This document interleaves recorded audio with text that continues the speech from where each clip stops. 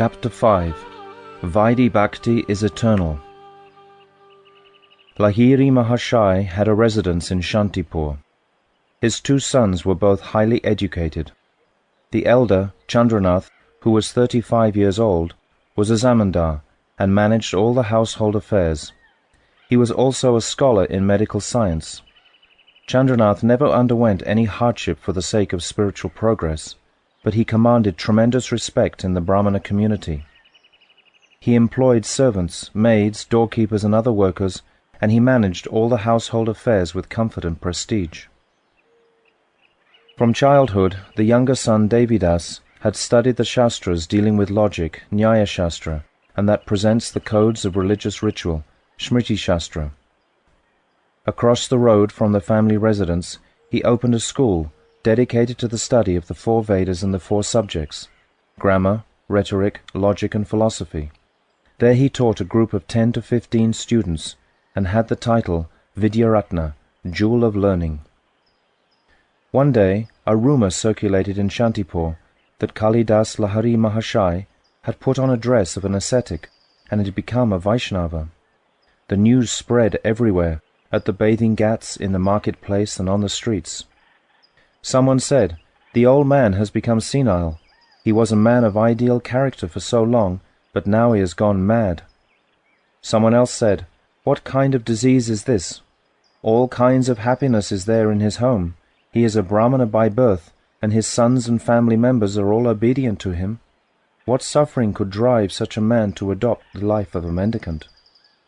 Another person said, "This is the ill fate of those who wander here and there shouting, 'This is Dharma, this is Dharma.'" A virtuous man said, "Kalidas Lahari Mahashai is a very pious soul. He is materially prosperous, and now in his maturity he has developed love for Harinam." As different people gossiped and spread various rumors, someone went to Devidas Vidyaratna and reported what he had heard. Vidyaratna became quite anxious and went to his elder brother. "Brother," he said, "it looks as if we have to face great difficulty because of father. He is staying in Godruma in Nadia on the plea of maintaining good health, but he has fallen into bad company there. It is impossible to ignore the outcry in the village about this." Chandranath said, "Brother, I have also heard some rumors. Our family is highly respected, but now we can no longer show our faces because of our father's activities. We have always belittled the descendants of Advaita Prabhu, but now what has become of our own house? Come, let's go inside. We shall discuss this matter with mother and decide what should be done." Soon afterwards, Chandranath and Devidas were seated on the second-floor veranda, taking their meal, which was served by a Brahmini widow. Their mother sat with them. Chandranath said, "Mother, have you heard any news of father?" Mother said, "Why, he's well, isn't he? He is staying in Sri Navadvip, and he has become mad after Harinam. Why don't you bring him here?" Devidas said, "Mother, father is quite well, but according to the reports we have been hearing, we can no longer rely on him. On the contrary, if we brought him here, we would become a social disgrace." Mother became somewhat perturbed and asked, "What has happened to him?" "Just recently I went to the bank of the Ganga and had a long talk with the wife of one of the leading Goswamis. She told me, 'Your husband has met with great auspiciousness. He has earned tremendous respect among the Vaishnavas.'" Devidas raised his voice slightly and said, "He has certainly gained respect, but at the cost of our heads. Would he have remained at home in his old age and accepted our service? No, but see now, he's bent on defaming our prestigious family by subsisting on the remnants of ragged mendicants of different castes. Alas, this is the tragic effect of the age of Kali. He was such an experienced man, but what has become of his intelligence?" Mother said, "Bring him here now, and keep him hidden until you can persuade him to change his mind." Chandranath said, "What other alternative do we have? Devi, go to Godruma secretly with 2 or 3 men and bring father here." Devidas said, "You both know very well that father has no regard for me because he considers me to be an atheist. I am afraid that he may not even speak to me if I go there." Devi Das had a maternal cousin called Shambhunath, who was very dear to Lahiri Mahashai. He had stayed with him for a long time and had rendered much service to him. It was decided that Devi Das and Shambhunath would go together to Godruma, so a servant was sent that very day to a Brahmana's house in Godruma to arrange for their residential quarters. The next day, when Devi Das and Shambhunath had finished their meal, they set out for Godruma.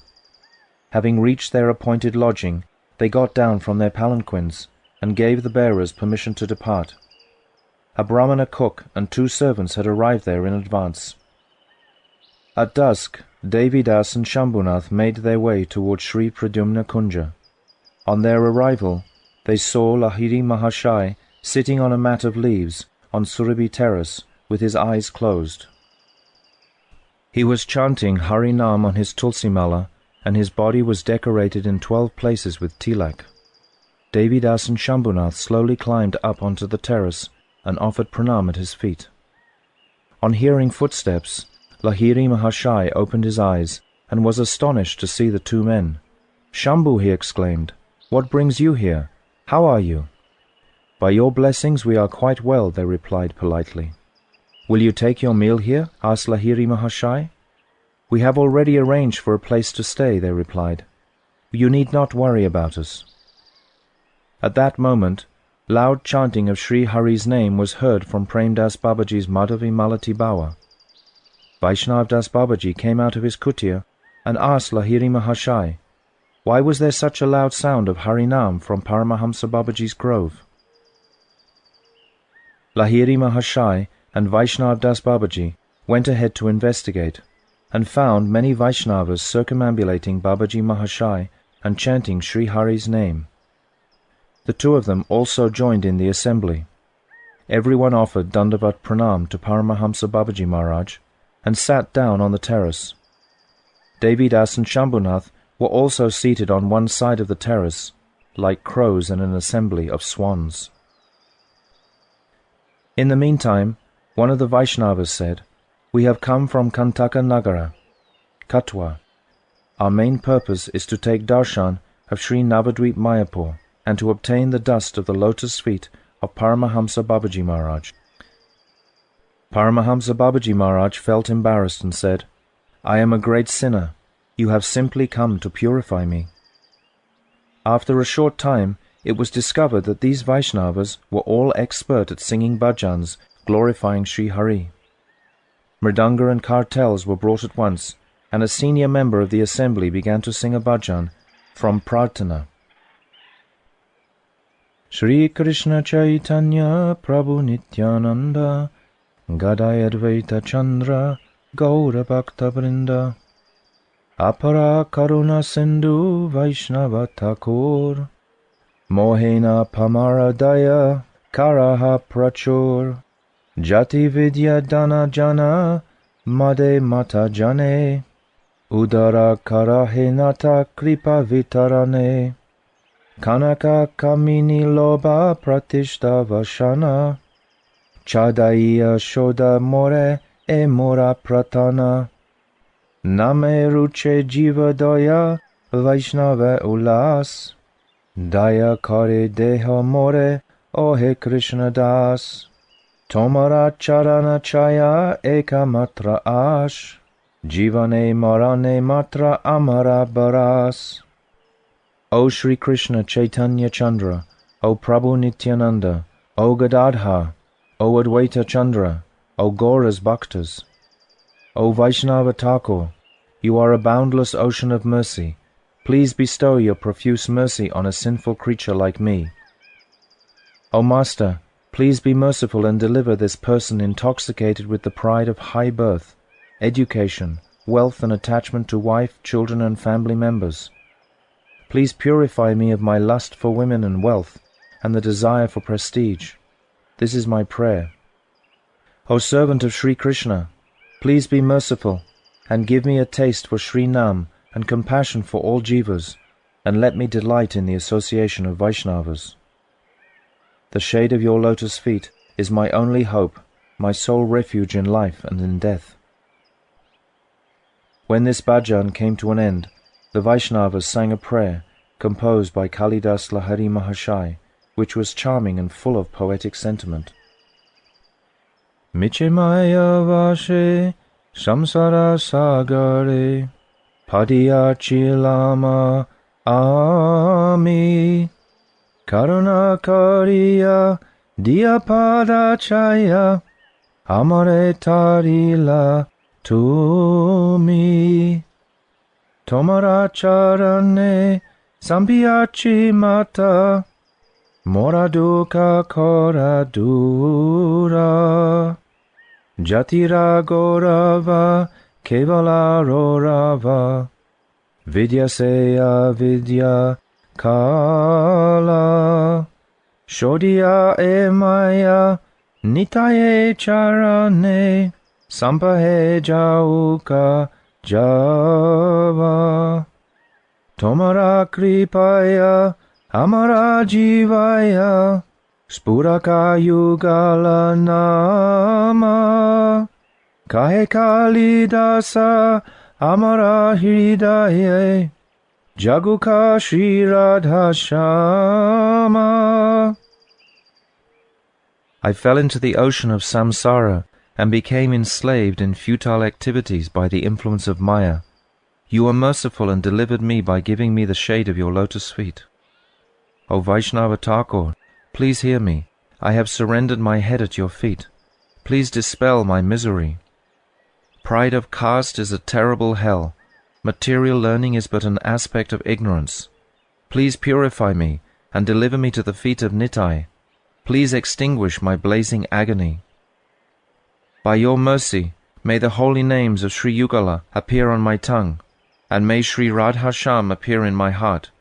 This is the prayer of Kalidas. Singing this bhajan together, all of them became maddened with joy. At the end they repeated the line, Jaguka Sri Radha Sham. May Sri Radha Sham appear in my heart, and began to dance exuberantly. As they continued to dance, a few Bhavuk Vaishnavas fell unconscious. An extraordinary atmosphere developed, and as Devidas witnessed all this, he began to think that his father was deeply immersed in the pursuit of spiritual truth, and that it would be difficult to take him home. It was about midnight when the meeting broke up. Everyone exchanged Dandavat Pranam and returned to their respective places. Devidas and Shambhunath took permission from their father and returned to their lodgings. The following day, when they had finished their meal, Devi and Shambhu went to the kutir of Lahiri Mahashai.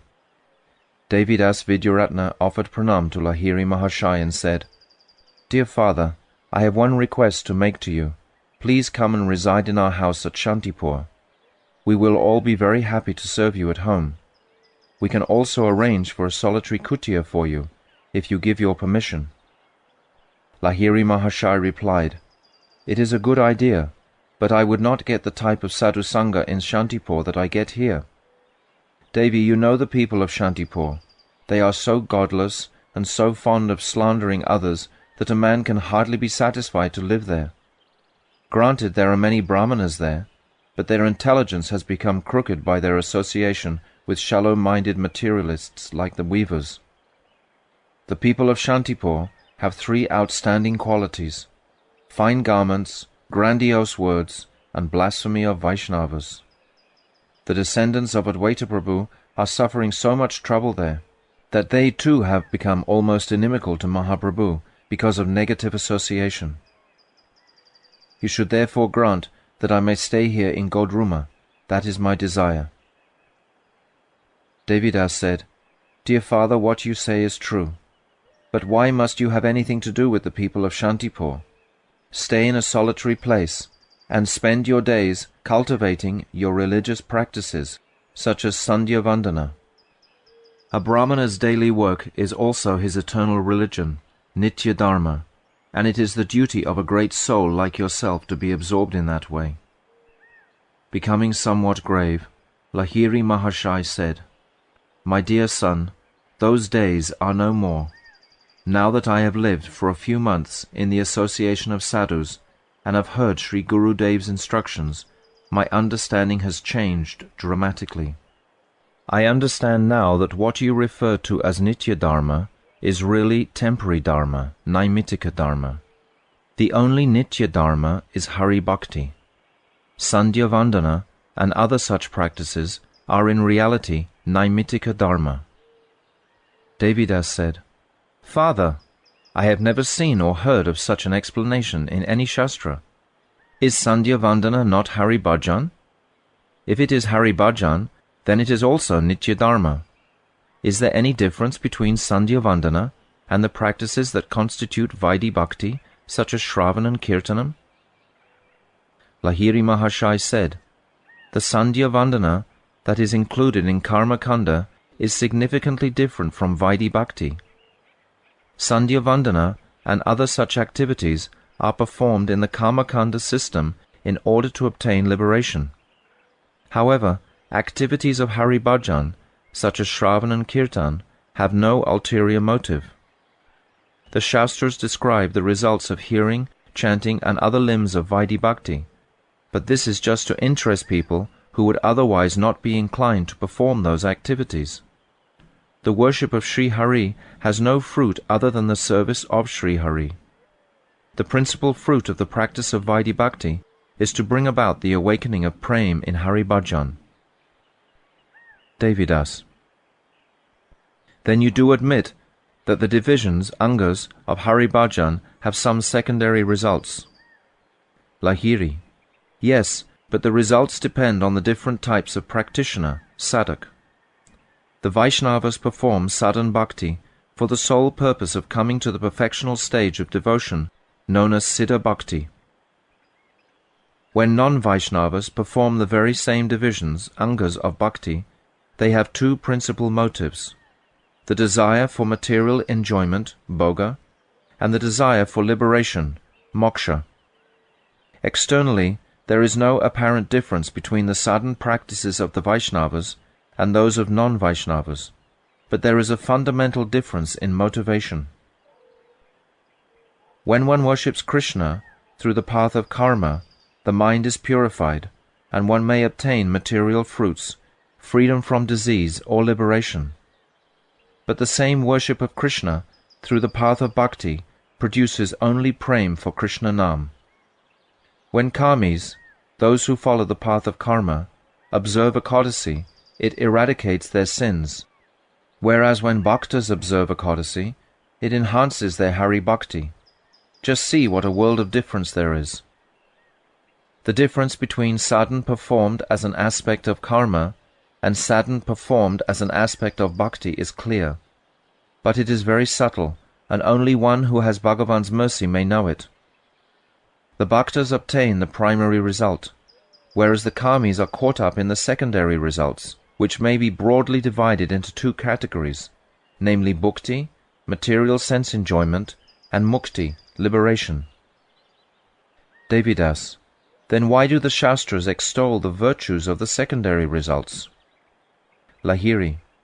There are two kinds of people in this world: those who are spiritually awake and those who are spiritually unconscious. The Shastras have praised secondary results for the benefit of those who are spiritually unconscious and who do not perform any pious activity unless they can visualize a forthcoming result. However, the Shastras do not intend such people to remain satisfied with secondary results. Rather, their attraction to secondary results should induce them to perform virtuous acts, which will hasten their contact with sadhus. Then, by the mercy of the sadhus, they will come to know of the primary results of Hari Bhajan, and taste for those results will awaken within them. Devidas. Then are we to understand that Raghunandan and the other authors of the Smriti Shastras are spiritually unconscious? Lahiri. No, but the system that they have prescribed is for the spiritually unconscious. However, they themselves seek the primary result. Devidas. Some Shastras only describe the secondary results and do not mention the primary results at all. Why is this? Lahiri. There are three types of Shastra, corresponding to the varieties of adhika among human beings. Sattvic, of the nature of goodness, Rajasic, of the nature of passion, and Tamasic, of the nature of ignorance. The Sattvic Shastras are for people who are imbued with the nature of goodness, Sattva Gun. The Rajasic Shastras are for those enveloped by the nature of passion, Rajagun. And the Tamasic Shastras are for those engrossed in the nature of ignorance, Tamagun. Devidas. If that is the case, how should one know which directives of the Shastra to have faith in? And how may those who are less eligible attain a higher destination? Lahiri. Human beings have different natures and faiths according to their different levels of adhika. People who are impelled primarily by the mode of ignorance have natural faith in the Tamasic Shastras. Those affected primarily by the mode of passion have natural faith in the Rajasic Shastras, and those in the mode of goodness naturally have faith in the Sattvic Shastras. One's belief in a particular conclusion of the Shastra is naturally in accordance with one's faith.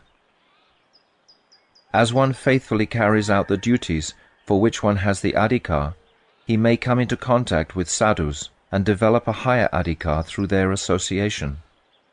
As soon as a higher adhikar is awakened, one's nature is elevated, and one will naturally develop faith in a more elevated Shastra. The authors of the Shastras were infallible in their wisdom, and composed the Shastras in such a way that one will gradually develop higher adhikar by carrying out the duties for which one is eligible and in which one naturally has faith. It is for this reason that different directives have been given in different Shastras. Faith in the Shastra is the root of all auspiciousness. Srimad Bhagavad Gita is the Mimamsa Shastra of all the Shastras. This Siddhanta is clearly stated there. Devidas. I have studied many Shastras since my childhood, but today, by your grace, I have realized a wonderful truth. Lahiri. It is written in the Srimad Bhagavatam 11.8.10. Anyubhyascha mahadhyascha shastrebhya kushalo nara saravata saram adadyat pushpebhya eva satpada. An intelligent person will take the essence of all the Shastras, whether they are great or small, just as a bumblebee gathers honey from many different types of flowers. My dear son, I used to call you an atheist. Now I don't criticize anyone, because faith depends on adhikar. There is no question of criticism in this regard. Everyone is working according to their own adhikar, and they will advance gradually when the time is appropriate. You are a scholar of the Shastras dealing with logic and fruitive action, and since your statements are in accordance with your adhikar, there is no fault in them. Devidas. Until now, I believed that there were no scholars in the Vaishnava Sampradaya. I thought that the Vaishnavas were merely fanatics who concerned themselves solely with one part of the Shastra. But what you have explained today has completely dispelled my misconceptions. Now I have faith that some of the Vaishnavas have truly understood the essence of the Shastra. Are you studying the Shastras from any great soul these days? Lahiri. My son, you may now call me a fanatical Vaishnava or whatever you like. My Gurudev performs bhajan in the kutia next to mine. He has instructed me in the essential conclusion of all the Shastras, and I have just expressed the same thing to you. If you would like to receive instruction at his lotus feet, you may inquire from him in a devotional mood. Come, I will introduce you to him. Lahiri Mahashai took Devidas Vidyaratna to the kutia of Sri Vaishnav Das Babaji and introduced him to his Gurudev. He then left Devidas with Babaji Maharaj and returned to his kutia to chant Harinam. Vaishnavadas. My dear son, what is the extent of your education? Devidas. I have studied up to Muktipad and the Siddhanta Kusumanjali in the Nyaya Shastra, and all the books of the Shmriti Shastra. Vaishnavdas. Then you have labored diligently in your study of the Shastra. Please give me a sample of what you have learned. Devidas. Atyanta dukam nivritti eva muktihi. The cessation of all material miseries is known as mukti. One should always endeavor to obtain mukti, which is defined in this statement from Sankhya Darshan 1.1 and 6.5. I am seeking that liberation through faithful adherence to my prescribed duties, known as Swadharma. Vaishnavadas. Yes, like yourself, after I had studied all those books, I also used to aspire for mukti. Devidas. Have you now given up the pursuit of mukti? Vaishnavdas. My dear son, tell me, what is the meaning of mukti? Devidas.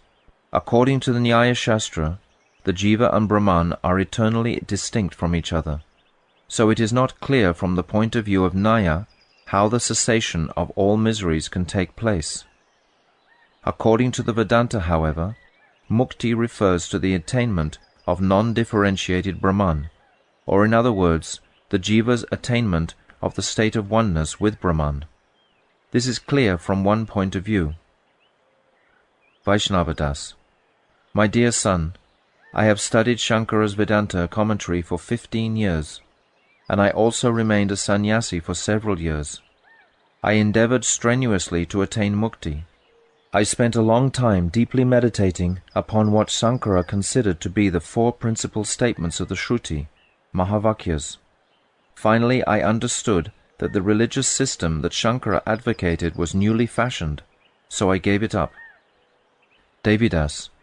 Why did you consider it to be a recent and antagonistic view?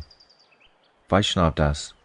An experienced man cannot easily convey to others what he has realized through practical examination. How will those who have not experienced it be able to understand it?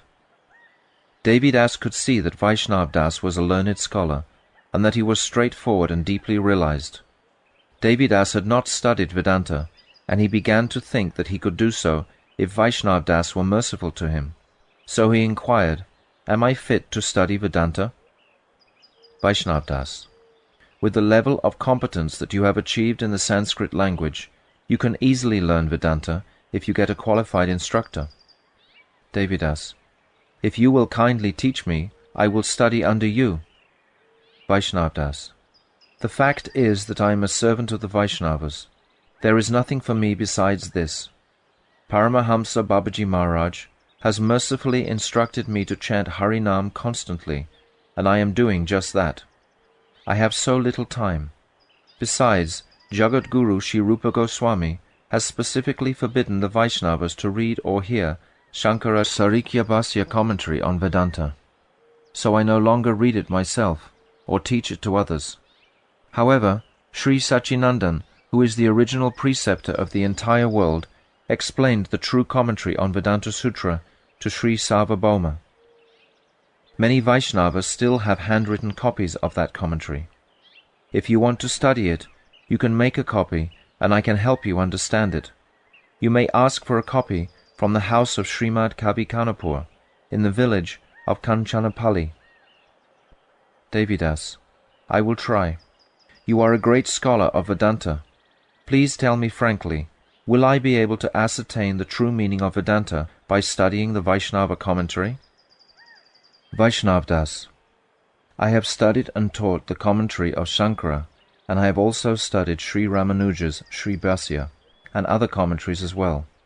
However, I have not seen any explanation of the sutras that is superior to Mahaprabhu's. This commentary was recorded by Gopinathacharya, and it is studied by the Gaudiya Vaishnavas.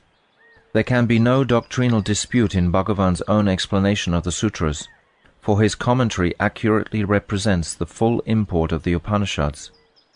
If one presents this explanation of the sutras in proper sequence, it is certain that his explanation will be respected in any assembly of learned scholars. Devidas Vidyaratna became very pleased to hear this.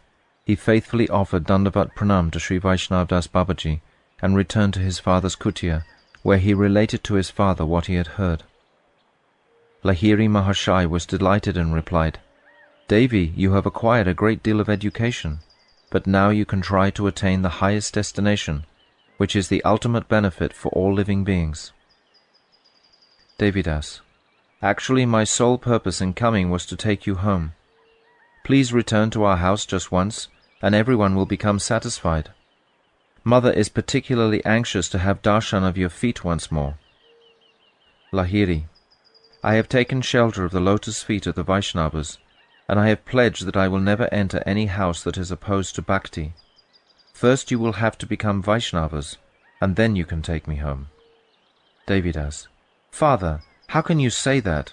We worship the Lord every day at home. We don't disrespect the chanting of Harinam. We receive guests and Vaishnavas cordially. Aren't we to be regarded as Vaishnavas? Lahiri.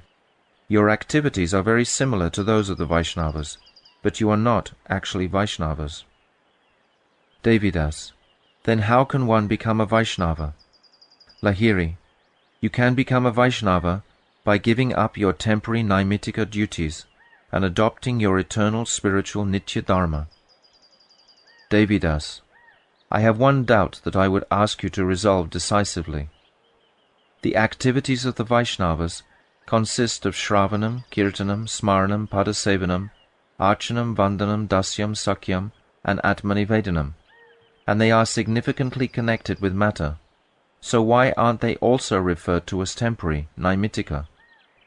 I perceive some partiality in this. Activities such as the service of the deity, fasting, and worship with material ingredients are all connected with gross matter. So how can they be eternal? Lahiri. My son, I also needed a long time to understand this point. Try to understand this very carefully. There are two types of human beings: those whose interests are connected with this material world, and those who aspire for superior attainments in the future. Those in the first category only strive for material happiness, reputation, and material prosperity. Those in the second category are of three types: those who are devoted to Ishvara, Ishanugata, those who are fixed in the pursuit of monistic knowledge aiming at liberation, Gyan-nishta, and those who covet mystic powers, Siddhi-kami. The Siddhi-kamis are attached to the fruits of karma-kanda, and they desire to obtain supernatural powers by their performance of karma. The methods which they adopt to obtain such unearthly powers are yaga, offering oblations, yagna, performing sacrifice, and Astanga Yoga, the eightfold yoga system. They accept the existence of Ishvara, but they believe that he is subordinate to the laws of karma. This category includes the material scientists. The Gyan-nishtas try to awaken their identity with Brahman by cultivating impersonal monistic knowledge. They don't know or care whether Ishvara exists or not, but they fabricate an imaginary form of Ishvara anyway for the purpose of practicing sadhana. The fruit of monistic knowledge is realizing one's identity with Brahman, and the monists aspire to attain this eventually by constantly engaging in the practices of bhakti directed towards their imaginary form of Ishvara. When they obtain the result of Gyan, they have no more use for the Ishvara that they have merely imagined as a means to achieve their end. When their bhakti towards Ishvara bears its desired fruit, it is converted into Gyan. According to this doctrine, neither Bhagavan nor bhakti to Bhagavan is eternal. The third category of those who seek higher attainments in the future, Paramartikas, are those who are devoted to Ishvara, Ishanugatas. Factually speaking, they are the only ones who strive for Paramatta, the highest goal of life. In their opinion, there is only one Ishvara who is infinite and endless, and who manifests the jivas in the material world by his own potencies. The jivas are his eternal servants, and remain so even after liberation. The eternal dharma of the jiva is to remain eternally under the guidance of Ishvara, for he can do nothing by his own strength. The jiva cannot obtain any everlasting benefit by the performance of karma. However, when he submits himself to Sri Krishna's shelter, he obtains all perfection by his grace. Those who covet mystic powers, siddhi-karmis, follow karma-kanda, and those who cultivate monistic knowledge, gyan-nishtas, follow gyan-kanda. The Ishanugatas are the only devotees of Ishvara. The Gyan-kandis and Karma-kandis pride themselves on being interested in higher attainment, Paramartika. But in reality, they are not pursuing the highest goal, but seeking temporary material gain, and whatever they say about Dharma is Naimittika, circumstantial or temporary. The present-day worshippers of Shiva, Durga, Ganesh and Surya are known respectively as Shaivas, Shaktas, Ganapatyas and Suryas, and they all follow Gyan-kanda. They adopt the limbs of bhakti, such as Shravana and Kirtana, only to attain mukti, and ultimately the undifferentiated, impersonal, nirvishesh Brahman. Those who engage in Shravana and Kirtanam without any desire for bhukti or mukti are engaged in the service of Sri Vishnu. Among these 5 deities, the form of Bhagavan, Sri Vishnu, is eternal, transcendental and full of all potencies. Those who do not accept Bhagavan as the object of worship are merely worshipping temporary objects. My son, the service that all of you render at home to the deity of Bhagavan is not paramartic, because you do not accept the eternality of Bhagavan's form. That is why you cannot be counted among the Ishanugatas. Now I hope that you have understood the difference between Nitya and Naimittika Upasana, worship. Devidas: yes, if one worships the deity of Bhagavan, but does not accept that deity as eternal, then it is not worship of an eternal object. However, can't one adopt a temporary means of worship to attain the eternal truth, which is ultimately distinct from any such temporary forms? Lahiri: even if that were the case, such temporary worship cannot be called eternal dharma. Nitya dharma is the worship of the eternal deity as performed in Vaishnava-dharma. Devidas: but the deity that is worshipped is fashioned by a human being, so how can it be eternal? Lahiri: the deity worshipped by the Vaishnavas is not like that. Bhagavan is not formless like Brahman. On the contrary, he is the all-powerful, concentrated embodiment of eternity, knowledge and bliss. It is that Sat Chit Ananda Gana Vigraha that is the worshipable deity of the Vaishnavas. Bhagavan's transcendental form of eternity, bliss and knowledge is first revealed in the pure consciousness of the jiva, and then it is reflected in the mind. The external form of the deity is fashioned according to this transcendental form revealed in the mind, and by the power of Bhakti Yoga, the Sat Chit Ananda form of Bhagavan then manifests in the deity. When the devotee takes darshan of the deity, that deity unites with the transcendental form of Bhagavan that the devotee sees in his heart. The deity that the Jnanis worship, however, is not like that. They think that the deity is a statue made of material elements, but that the state of Brahman is present in it while they are conducting their worship, and that it becomes a mere material statue again after they have finished their worship. Now you should consider the difference between these two conceptions of the deity and their respective methods of worship. When one obtains Vaishnava Diksha by the mercy of a genuine guru, he will be able to observe the results of both and understand this difference correctly. Devidas: yes, now this all makes more sense to me. Now I see that the Vaishnavas are not just fanatics driven by blind faith. Rather, they are endowed with subtle and discriminating insight. There is a major difference between the worship of the deity and the temporary worship of an imaginary form of the Lord that has been imposed on a material object. There is no difference in the external procedures of worship, but there is a vast difference in the faith of the two worshippers. I will think about this for some days. Father, today my greatest doubt has been dispelled. Now I can say emphatically that the Jnanis' worship is merely an attempt to cheat Sri Bhagavan. I will submit this topic at your feet again at a later time. After saying this, Devi Vidyaratna and Shambhu departed for their residential quarters. They returned to Lahiri Mahashai's kutia in the late afternoon, but there was no opportunity to discuss these topics further, for at that time everyone was immersed in Harinam Sankirtan. The following afternoon, everyone seated themselves in Paramahamsa Babaji's bower. Devi Vidyaratna and Shambhu sat next to Lahiri Mahashai. Just then, the Qazi from the village of Brahmana Pushkarini arrived. When the Vaishnavas saw him, they all stood up to offer him respect, and the Qazi also greeted the Vaishnavas with great pleasure and then sat in the assembly. Paramahamsa Babaji said, "You are blessed, for you are a descendant of Chand Qazi, who was an object of the mercy of Sri Mahaprabhu. Please kindly bestow your mercy upon us." The Qazi said, "By the mercy of Sri Mahaprabhu, we have become the objects of mercy of the Vaishnavas. Gauranga is the Lord of our life. We do not do anything without first offering our Dandavat Pranam to him." Lahiri Mahashai was a learned scholar in the Farsi language, and he had studied the 30 Safaras of the Quran and many books of the Sufis. He asked the Qazi, "According to your ideology, what is meant by mukti?" The Qazi replied, "What you refer to as the jiva, individual soul, we call ruh.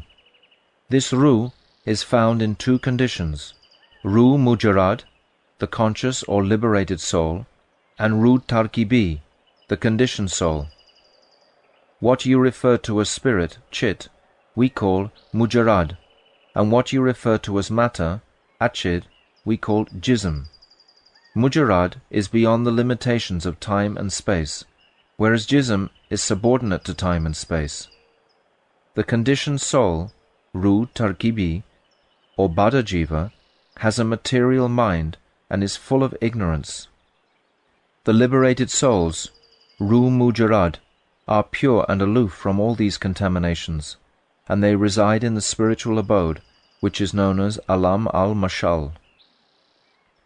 The ruh becomes pure through the gradual development of ishq, prem. There is no influence of matter, jism, in that abode where Khoda, God, brought the Prophet Paigambar Sahib. Yet even there, the ruh remains as a servitor, banda, and the Lord is the master. Therefore the relationship between the banda and Khoda is eternal, and liberation, mukti, is actually the attainment of this relationship in its pure form. The Quran and the literature of the Sufis explain these conclusions, but not everyone can understand them. Gauranga Mahaprabhu mercifully taught Chand Qazi all these points, and since that time we have become his unalloyed bhaktas. Lahiri, what is the primary teaching of the Quran? Qazi, according to the Quran, the Lord's personal abode, which is the highest attainment in the spiritual world, is known as Behesht.